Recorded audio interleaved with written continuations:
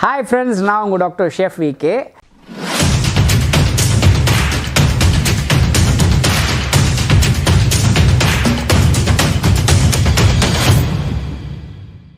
சீஃபுட்டில் வந்து பார்த்திங்கன்னா prawn fish graph இதெல்லாம் ரொம்ப ஃபேவரேட்டான ஒரு சீஃபுட் நிறைய பேருக்கு.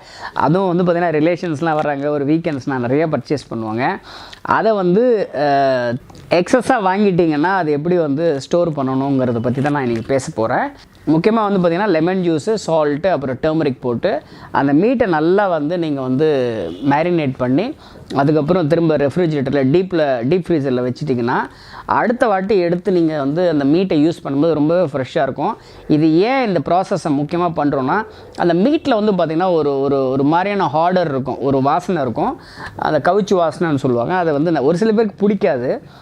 ஸோ அதை எராடிகேட் பண்ணணும், அதை பிரேக் பண்ணணுன்னா இந்த மாதிரி ஒரு ப்ராசஸ் பண்ணி மீட்டை நீங்கள் டீப் ஃப்ரீசரில் வச்சுட்டு அதுக்கப்புறம் எடுத்து நீங்கள் குக் பண்ணிங்கன்னா மீட்டும் ரொம்ப ஃப்ரெஷ்ஷாக இருக்கும். அந்த வாசனை பேட் ஸ்மெல் இருக்காது. இந்த டிப்பு நீங்கள் மீட் குக் பண்ணும்போது நீங்கள் யூஸ் பண்ணலாம். இன்னொரு வித்தியாசமான டிப்போட திரும்ப உங்களை சந்திக்கிறேன். Until then by from drchefvk.